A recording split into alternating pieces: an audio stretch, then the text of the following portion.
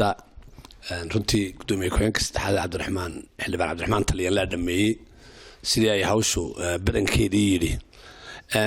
marka shir la qabanayo waxyaalo fara badan ba ayaa hawl maalmeed ah shaqooyinka hadii jeer waa la kala qaybsadaa bar waa arrimo technical ah oo ama sida loo registration loogu sameeyo xubnaha golaha dhexe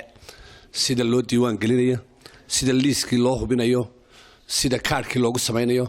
sida lambarka loo siinayo hawlahaas oo dhan waa hawlo technical midna waas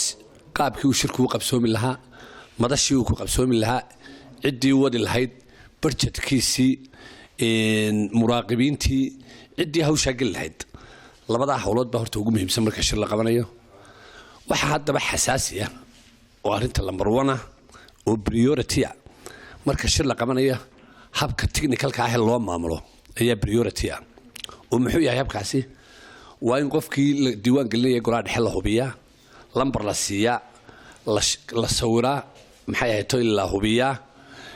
qofka kale ee tartamayaasha ee musharaxiinta kaliina waa inay si feera arintaasi ugu dhacdaa sidii markaa ogeydeen waanagii guddi noqonay la soo kaayay afartii hoggaanka gudoomiyaha ku-xigeenka koowaad Maxamed Kaahin aniga Cabdiraxmaan Taliyan iyo Xasan Saciid leeyahay hawsha wada cadamina lagu xoojiyay kulankii horeeyay aanu sameeynay waxaan isla garanay inaanu ajanta sameeyno ajantii waxa ugu muhiimsanaa sida waqtii waanagii eegnay qaabkay u socdaan wax maalintii hore ee arrimaha technical-ka sidii ay noo sheegeen markaas ay ilaahay buugtaas aanu ka jiraa waanagii anaguna ka hadalay waxaanu markaa anagu maalintii hore soo bandhignay ka hoggaan ahaan afarteenuna aynu hawsha xisbiga ee sidii loo qabanayo hoolashii iyo budgetkiisii hawshii gallo arrimaha technical-ka ana maadaama musharaxiintu xaq u leeyihiin inay shakiga ka baxaan aanu ku kordhino labada xubnood ee hadda sii wada ee xogayaha golaha dhexe oo u sii wada maxay ahayd aan la dooran laakiin si ku meel gaar ah hawshii u sii wada iyo gudoomiye ku-xigeenka golaha dhexe waa inaan laba xubnood oo technical ah oo la hubiyo ku kordhinaa maalintii hore gudoomiye ku-xigeenku uu nala qaatay maalin labaadii waxaanu isla soo noqonay iyadoo ay arrinkii halkii ka bedeleen oo ilaahan afarteena ayuunba hawlaha kala wadayna technical-ka labadan nin wadaana sidaas ay u wadayaan halka waxa nooga cadaatay markii aanu isku mari weynay laba casho waxa muhiimka ah shirka marka laga hadlayo shir la qabanayana waa arrimaha technical-ka ee la diiwaan gelinayo qofka la sawirayo labada nin ee gudoomiye ku-xigeenka koowaad iyo Xasan Saciid waxa isku raaceen inaan labada qof lagu kordhin meesha markaanu anagu ka shaqeyno shirku sidoo qabsoomay yaanu budgetkiisa ka shaqeyno haddaan hoggaanka afarteedinahay de waxa banaan oo maran oo la iska wataa cidii maxay ahayd diiwaan gelinaysa wax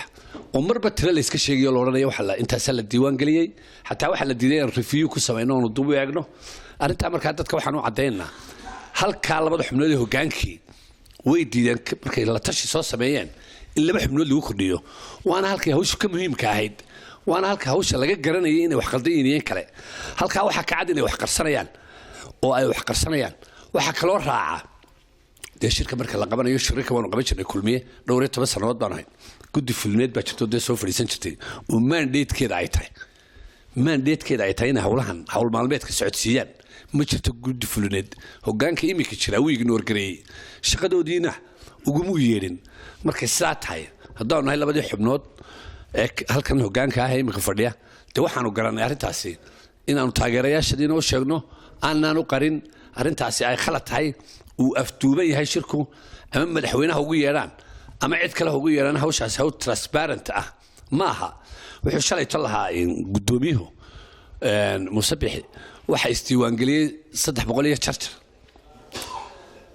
si ay isu diiwaan geliyeen lambarkii maalinta markaan sidaa u eegnay intaas oo dhan de gooray buuda xataa de ma jirto waxaan markaa ugu baaqaynaa hawsha halka lagu qarsanaya inaanay cadaalad ahayn inaanay fair ahayn in talada manada waanu sugiima doonaa waxaanaanu ka hadli doonaa haddii kulba hawl maalmeedka soo kordha waxaanaanu anagu diyaarunahay haddii aanu nahay hoggaankan inay musharaxiintu helaan gole fair ah oo cadaalad ah oo si wanaagsan loogu tartamo oo maxay ahayd ay si wanaagsan oo nadiif ah ay markaa loogu gar qaado laakiin ma aha gudoomiyaha inuu noqdo siidho wale inuu haddana noqdo qofkii kubadda ciyaarayna de maaha marka arrintaas sheegayna waa arrinta aad iyo aad ba u mahadsantiin